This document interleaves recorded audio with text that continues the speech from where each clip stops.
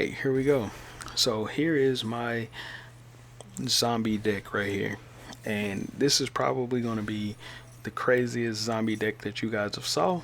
Now, I don't really do anything too crazy in this particular gameplay. Other than I create a pretty good board that is like generic for how I like to set my board up. Um, but I didn't really mill the cards to make it even crazier. And what I mean by that is, I'll show you guys the deck list. Just stick around, I'll show you the deck list. If I had milled just one of the crazy cards, in which I probably may add more like really crazy cards, so then that way when I do mill, I can get access to one of those crazy cards. I only milled one of them, but I ended up using it to go into Baron the Floor, and that one card was just this card right here, Artifact Scythe. So I could have scythe locked my opponent. I just didn't. Now, in this particular deck, when you scythe lock your opponent, you don't have to pop your scythe. You can literally just summon it from the graveyard onto the field. And how can you do that? Well, once this deck turbos out Zombie World in no time, and then you just use a card like Hela. So this inboard right here is what I'm talking about. You use a card like Hela. Hela can pretty much bring it back, and then your opponent's pretty much screwed. Now he scooped because he saw my board. This is a negate and banish for a monster. This one here is a negate. This one right here can bring out whatever cards in my graveyard, pretty much. 100% of everything in the graveyard, pretty much, because Zombie World's on the field, so everything is zombie right now. Which is why this card is so devastating for your opponents. Now, this card right here was just put here as a deceptive card for my opponents. I don't want them reading what the other card that I was going to put on the field is. That's why I swapped it out. So I already banished one card, but what I was going to do is literally swap this card for the other one that I banished earlier, or not banished, but I swapped it out for earlier. Put that card back onto the field. Once they start summoning, I can negate it with that other card, the skeletal card. So yeah, super devastating for my opponents. I also had Diviner, so I was going to be able to start milling on next turn, and I was going to be able to set a card from my graveyard, which would have been Rivalry, because Rivalry was in my graveyard there. So let's take a look at my deck list so you guys can see how my deck is constructed. So this is a zombie deck. Like I said, it's not like any zombie deck that you've probably saw before, because this deck can play 100% of the time infinite recursion. It is a infinite recursion deck, meaning that this deck can never deck out. I have cards in here that will never allow for you to actually deck out. This one here can unbanish everything all at once. This can banish everything from your graveyard, and this card can unbanish one card. So if this card gets banished, you can unbanish it with this, and then you can also add it back to hand with this one. This card right here can send something from the banish pile to the graveyard, and it can also unbanish something or add something back to the deck.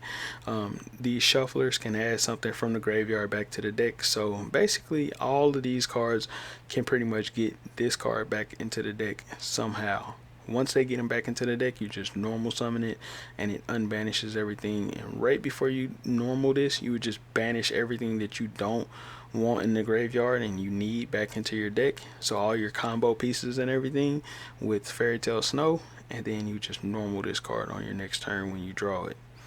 So infinite recursion, super crazy. You can infinitely recur your own deck, and you can infinitely recur your opponent's deck, keeping both of y'all from being able to actually deck out. Why would you want to undo that to their deck and make it to where they can't deck out? I don't know, maybe the troll. This deck can also turbo out trap cards, so any trap card in this deck, as long as this card's in the graveyard, when you activate the effect of Kelbeck, you can set whatever trap cards in your deck. That means skill drain, soul drain, mind drain, prohibition, not prohibition, whatever the trap card version of that is.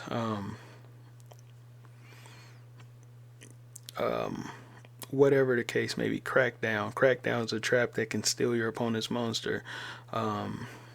There's a Monster Reborn version of that that can literally revive monsters from the graveyard called Call of Hunted. It's a really old card, but it's a trap card. Call of Hunted can grab cards out of the graveyard. Call of Hunted can be the same thing like the Hela play, right? Because you can set Call of Hunted, and then your opponents might destroy everything on your field. They might Raigeki you or something. Destroy everything. You activate Call of Hunted. It brings something back from your graveyard on their turn right after, and they just didn't expect that. Bring back whatever. Super brutal. But I got Rivalry and then Deck Devastation Virus. So if I'm playing against Sprite and I flip Deck Devastation Virus, all I have to do is tribute my Doom King. Pretty much GG's. All of their sprites get destroyed. Everything in their hand pretty much gets destroyed. And they can't play. Like for 3 turns, they can't do anything. Every monster that they get gets destroyed. So super brutal, super devastating. And this deck can splash in so many other cards. So let me explain this, right? Because the end board that you guys saw with the Hela play, I could have swapped out any card. Now, what I was saying about the milling, if I had milled this card, if I had milled this card or this card, I could have swapped them out for any for with the Hela. So I could have put them onto the field, meaning that they wouldn't be able to special summon anything if I had milled this card. Now you could basically put more cards in here. Like you could put Dogmatic of Punishment, send Winda, and then just resummon Winda back onto the field with the Hela. So that's another play. You could pop a card on the field and then Winda lock them. So it's super crazy. Or you could even send DPE with Dogmatic of Punishment to pop a card on the field and then bring it back with Hela, because it'll be a zombie. So it's like super crazy how this deck plays. Super crazy how much you can do. I just don't do it like that, because to me, I think that those lines are like, those are super complicated lines that they're not really complicated, but it's just like an extra step that you have to add in if you're doing the Dogmatica stuff. But I believe that this particular card right here can be devastating for your opponents to play through. This card can be devastating for your opponents to play through. And you can run more of these. Like,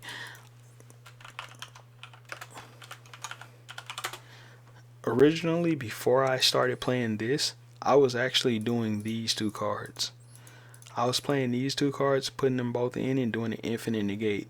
And nobody was ever breaking this. If I'm being honest, people were quitting because nobody could break this. Every time I would summon these 2 cards out and I would use Hela to do it, Hela can literally discard the first card, and then on the second turn you discard the Balladrock and then summon the other one. Like, you just swap it out for the other one. So literally you're getting it out for really just a discard of one card that you work to get out, and then the other one, it just comes out because Doom King comes back onto the field, and then you just negate, and once they go to attack, you just protect it with this, and then they look stupid, and then you just negate and win the game on the next turn. So super broken. If you get this card out and they go to normal and attack over, you just use this card as destruction protection, and then they have to pass turn with nothing. Like, and they didn't even destroy the monster that was a problem. So it's super funny. The Mist Valley plays can be insane, but I took it out of the deck because it's 2 cards. This is just 1, but 2 negates, or a 1 negate combo that basically is infinite, is like more powerful than this, but it's easier to get this out, if that makes sense. Yeah, so that's pretty much all of those. There are more, like I said, there are more cards that you could put into this deck and try out. You could pretty much put anything. I mean, even like Baguska. Like, if I explain the Baguska line, right? So you summon out Baguska and you put Baguska onto the field. Once it loses material and it destroys itself, you just literally use Hela to bring it back. Bring it back with Hela on your opponent's turn, and then you just leave it on the field in defense. It'll destroy itself on your standby phase when it becomes your turn again, and then on your opponent's turn, do it again. So you can pop off on your turn, skill drain them on their turn, pop off on your turn, skill drain them on their turn, and not only are they skill drain, but they're in defense. So super brutal. This card is brutal. Abyss Dweller, like I said, you can recur everything in this deck. So when this card hits the graveyard, once the materials is all gone, you can bring it back and do it again. But you don't even need Abyss Dweller in this deck, because this card locks them out of the graveyard. This card can lock them out of the graveyard. This card can lock them out of banishing anything. So like this card right here, pretty much, like, look at this. Negate any activated effects of your opponent's banished monsters. So banished effects don't work if you go into this card. Graveyard effects don't work if you go into this card, because you can negate graveyard effects with this one. So this one negate graveyard effects. All you have to do is have this card in the graveyard too. This card right here can prevent them from summoning. So like, you're basically controlling every aspect of the duel with this particular deck. Everything. This deck is insane. They can't special summon. I mean, even if they like stop your monsters, and then like, let's say you summon this out and then they imperm it, right? And then you flip rivalry on their ass. What the fuck are they going to do? You got rivalry plus zombie world. What are they really going to do at that point? You stop their normal summon for them to just literally only have like one summon left. A special summon that can't really do anything. And let's say that one summon pops. Let's say that one summon pops the warlord, or that one summon pops the zombie world. Let's say that one summon was Pankratops, and it ends up popping the zombie world. Well, now they're still rivalry locked, and that means that you may still have a Necro World Banshee in the graveyard to put zombie world right back onto the field right after. So now now their monsters become zombie all over again. They're right back in the end state that they were, so they have to destroy rivalry. And at that point, if you got something like Sprite Elf on the field, you can literally just resummon Diviner back out, reset this bitch back out by sending Kelbeck all over again. And now they have to try to clear this bitch again before the turn is over with. This deck is so fucking good. It's so good. It has so much that it can do, and this isn't even the most toxic that this deck can become. There's so much space in here for other cards that you can actually just take out of here, that you can run other cards for. Like, you don't have to run the Eldritch engine in here. Those are cards that can just be toxic ass trap cards. And when I say toxic ass trap cards, like, look at this.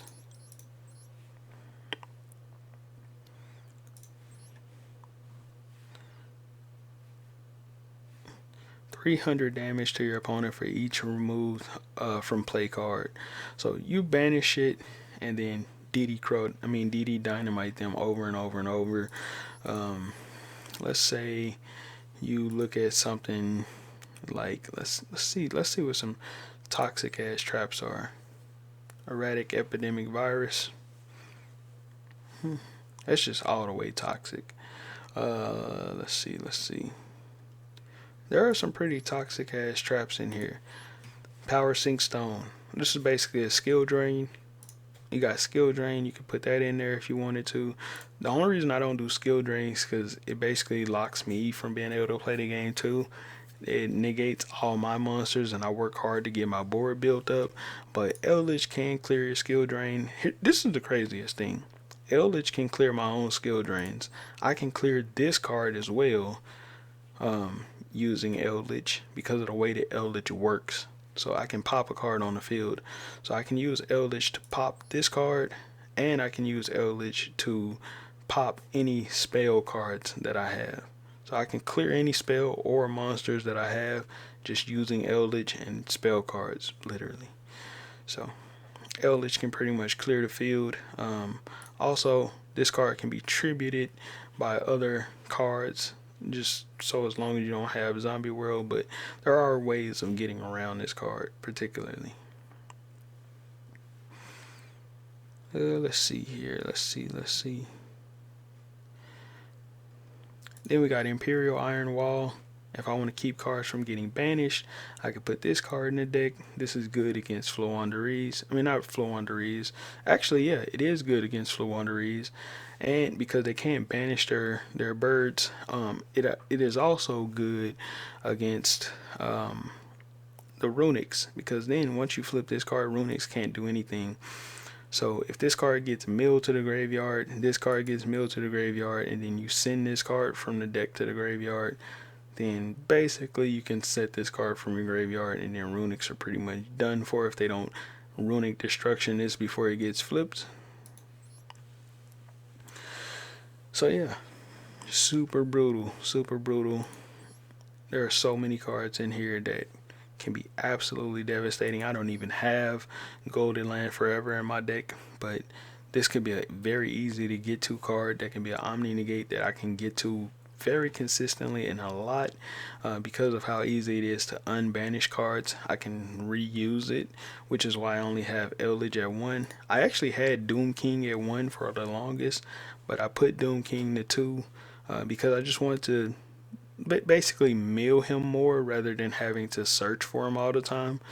So that's the only reason I put him to 2. I had him to 1 because when he was getting called by the grave and banished and all of that, I would just literally use Nemesis Keystone. Usually Nemesis Keystone is just sitting in my graveyard waiting on me to Fairy Tale Snow it. And I just use Fairy Tale Snow to basically banish this card, and then basically it'll add it back to hand, and then I just use this card to unbanish whatever they call by the grave. So yeah, so that's pretty much most of the deck here, and a lot of the other cards are just like broken cards, so you can even use stuff like Threatening Roar and just keep looping it to make it hard for your opponents to play through. Magic Cylinders can be very devastating for your opponents to play through, especially since you can recur this card. You can keep putting it back into your deck, and then you can keep putting Magic Cylinders back onto the field so they can almost never attack safely. And when they do finally try to attack, they take a whole bunch of damage. So Magic Cylinder plus that could be degenerate. Infinite Impermanence. Imagine setting an Infinite Impermanence from your graveyard and then being able to just keep using it every time. Like every turn you just get access to an Infinite Impermanence that you can set while milling. Like shit's just insane. Summon Limit. Super busted card. Like there's so many cards in here that are just busted. Royal Decree. This card right here can lock your opponent out of being able to use trap effects. Since you're not really using that many trap effects, really if you wanted to just lock them out of being able to use trap effects, you could do so. You could also put Scrap Iron Scarecrow in your deck. So this card right here will work super good with this particular card. Where is it at? This card right here, because if you set this card right here on the field after milling it, when they go to attack into your Fossil Dino, you just literally flip Scare Iron or Scrap Iron Scarecrow, protect it for that one attack, and then after that they can't really do anything. So now you got your protection there from your normal summon attack that they're going to attack with, and then you can just keep popping off. It's super insane, super crazy. Here's the Call of Hunted that I was talking about earlier. Unwavering Bond. I don't even know what this is. That doesn't apply to anything. Just Desserts. Inflict 500 damage. You can add this in here and just burn. I mean, this deck doesn't burn. Doesn't have any burn cards in here, but if you want to burn your opponents, I guess you could put Just Desserts in here and keep putting it on the field and forcing them. you could just stall the game out forever and just burn them to death with just desserts. So yeah, hopefully you guys enjoy this video, and if you guys like the fact that after I pretty much made the gameplay, I kind of just talk about like potential other cards that you could add to this deck. Maybe you like that, maybe you don't, I don't know. Ooh, red reboot, I didn't even think about this card. But yeah, maybe some of these cards might be something of interest to you. Possibly even Solemn Strike, Solemn Judgment. Here's Crackdown right here. Crackdown is to steal your opponent's monster card that I was talking about. Yeah, some of these cards are like really good, and I don't even have them, which is the craziest part. Discard one spell card from your hand to inflict 500 damage to your opponent. I wouldn't do that. But yeah, some of these cards I don't even have, but just the idea, the concept of how broken some of this stuff can be, how busted some of this stuff can be, and if you really know what you're doing, you put these cards in, use them at the right time, they can be absolutely devastating to your opponent. Most players can't play through some of the floodgates that this deck can provide, and it's so funny to see the potential of some of these cards, just knowing what it can do, what you can turbo out, what plays you can make. I mean, even the ABC Buster Dragon stuff can be done with this deck. Like, here's the funny thing.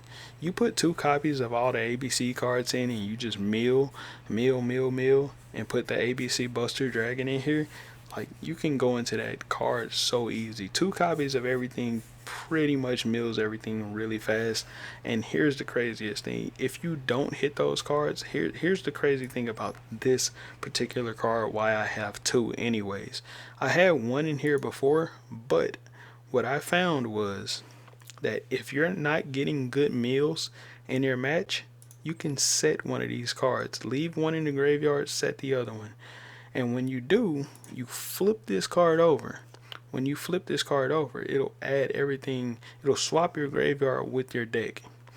Now, what does that mean? That means anything that you want to keep in the graveyard, what you do is you shuffle it back into the deck with the shufflers, and then you flip this card.